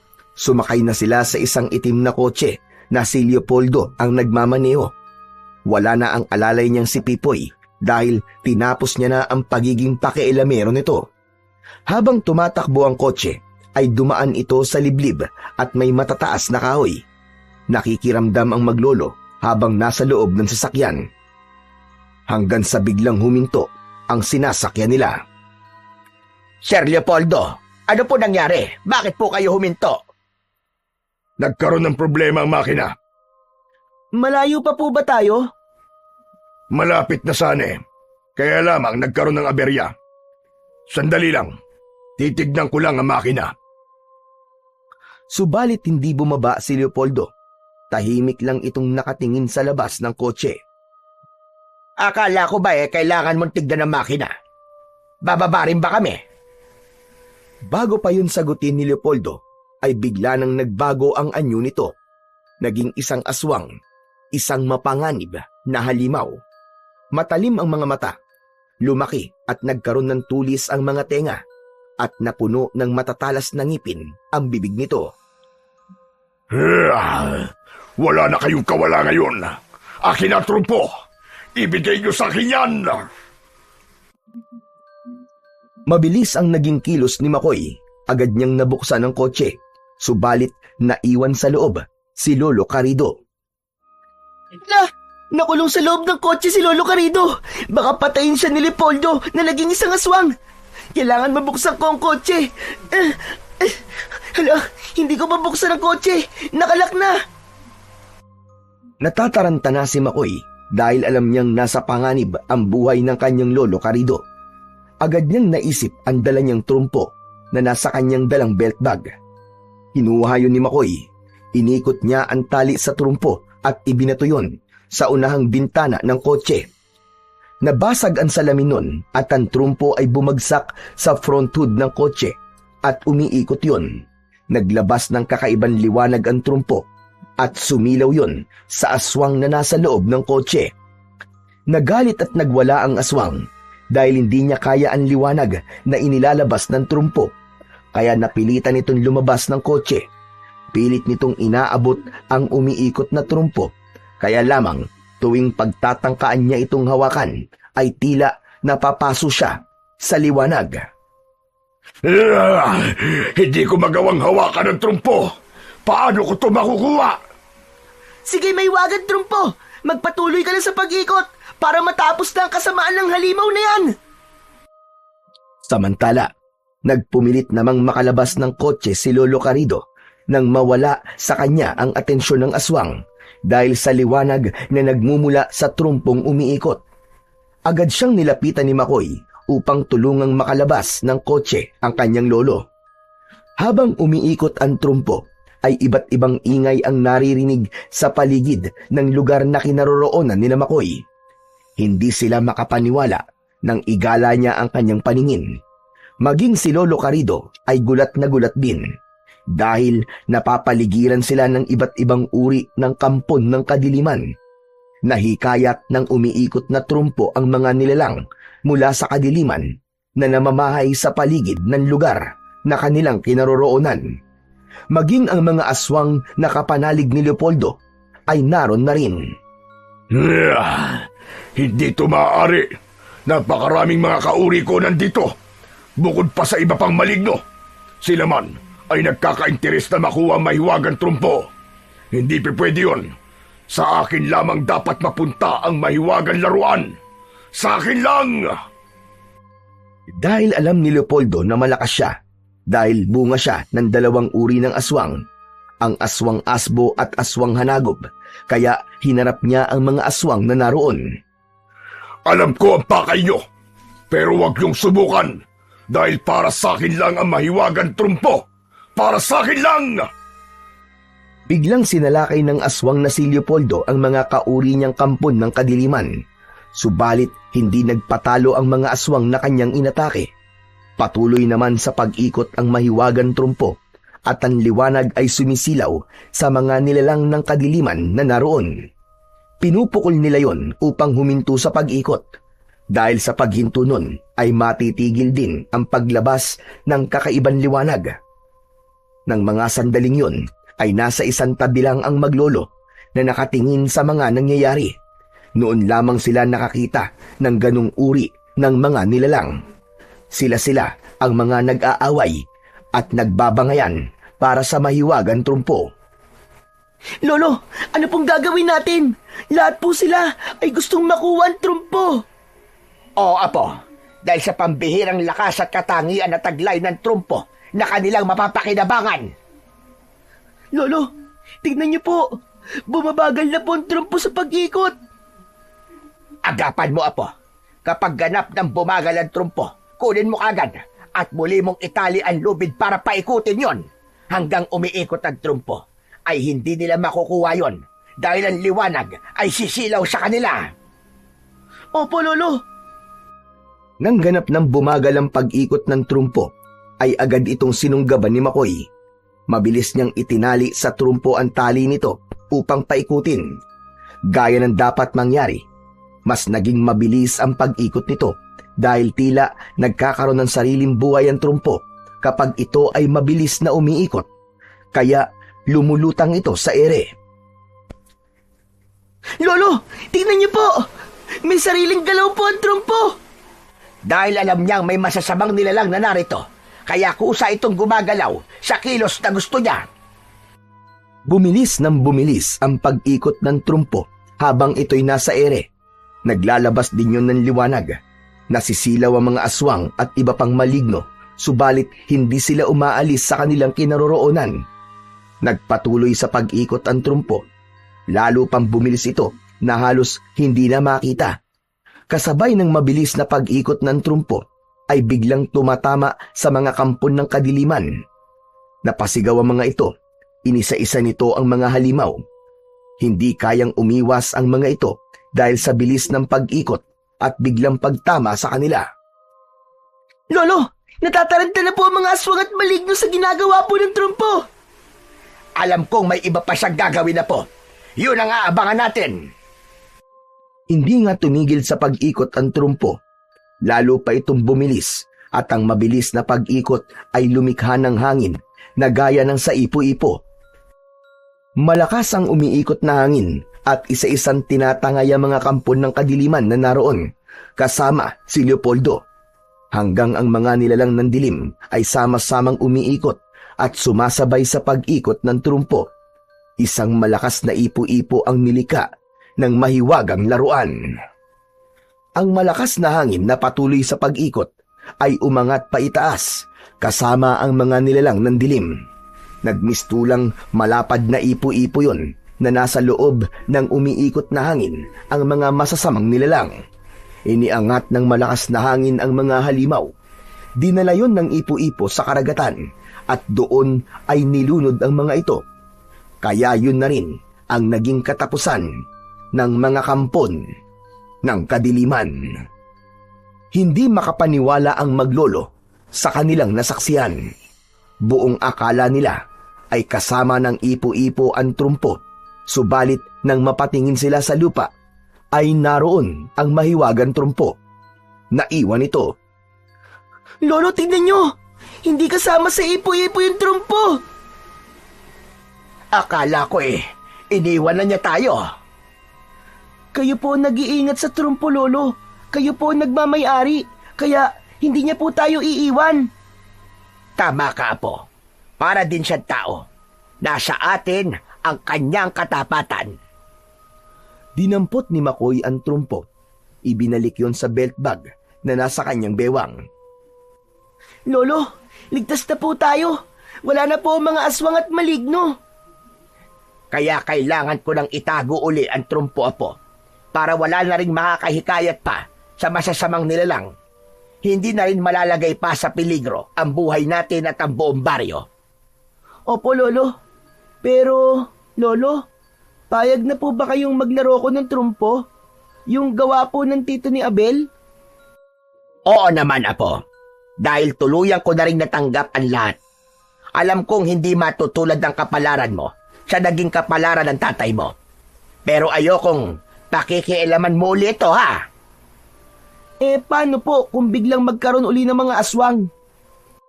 Pakadalabang natin pag-isipan yon. Pero sa ngayon, hayaan na muna nating magpahinga at manahimik ang mahiwagan trumpo ng liwanag at buhawi. Para din yon sa ating kapayapaan. Umuwi na ang maglolo. Muling itinago yun ni Lolo Carido. Kung kailan muling gagamitin ang mahiwagan trumpo, ay panahon na lamang ang makapagsasabi. Laging sinusubok ng tadhana ang ating katatagan. Subalit huwag tayong padaig sa anumang hamon ng buhay na ating pagdaraanan. Manatiling matatag at matapang upang ang hadlang ay magawa nating labanan.